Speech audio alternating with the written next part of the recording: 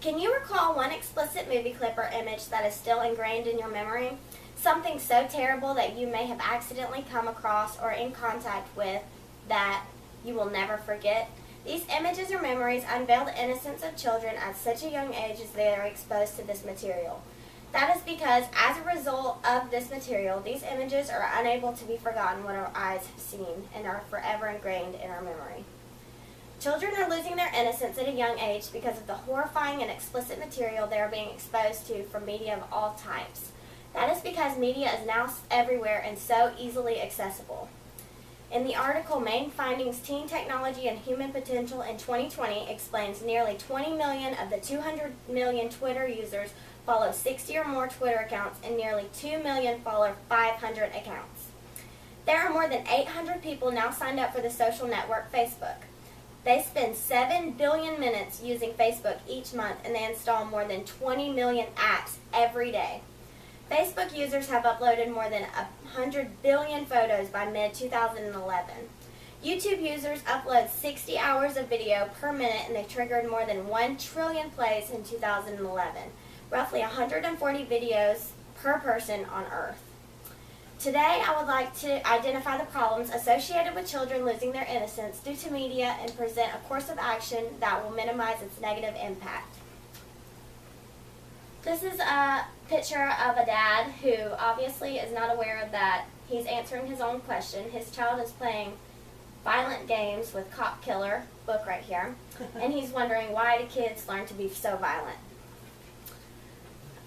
Children are supposed to be naive and innocent, but kids are now losing it because of what they're becoming exposed to in early years of their life.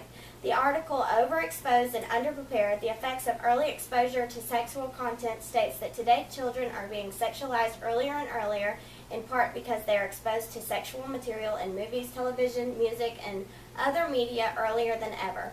With widespread access to the internet, curious teens may accidentally or intentionally become exposed to millions of pages of material that is uncensored, sexually explicit, often inaccurate, and potentially harmful.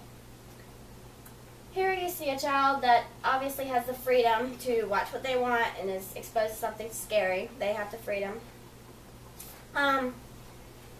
This is a very scary issue, currently evolving as all forms of media become so much easier to access. Media is a big problem in robbing children of their innocence, but parents have a lot of contribution and limitations on how much time their child is consuming media. Children as young as 6 years old are becoming allowed to own or easily access their parents' iPhone or computers. And here you see a little kid on an iPad at maybe 3 years old. Children are just so easily given these accessories and they can easily access any types of media and any types of internet. Giving this freedom to children without censoring or limiting their surfing browsing may link them to explicit content they accidentally come in contact with, ranging anywhere from violence, sexual content, vulgarity, and even drug-related information. Media has so many negative effects, for example, cyberbullying and stalking, that young children cannot understand and therefore could end in dangerous situations. This is definitely not a temporary issue because every day the media is becoming more and more accessible to younger and younger children. One way to decrease the severity of this issue is for parents to start limiting time children are allowed to the internet. By doing this, it gives a less risk that the children will be exposed to explicit content. The article Get Informed states that it's up to parents to set a good example of what healthy computer usage looks like. The issue is tremendously impacting the children today and even the current teens from not having sheltered and exposed life.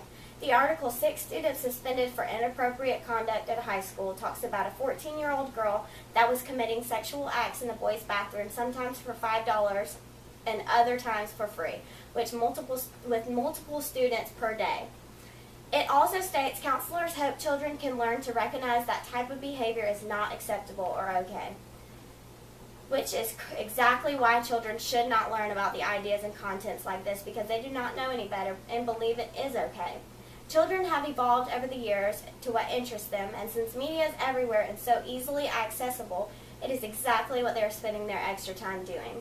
According to the article Overexposed and Underprepared, the effects of early exposure to sexual content, parents need to know what your children are watching, playing, and listening to, and taking advantage of teachable moments to discuss any appropriate content or behaviors with them.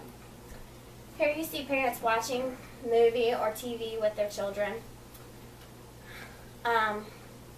According to the article Overexposed and Underprepared, the effects of early exposure to sexual content, parents need to know what your children are watching, playing, and listening to, and taking advantage of teachable moments to discuss any appropriate content or behaviors with them.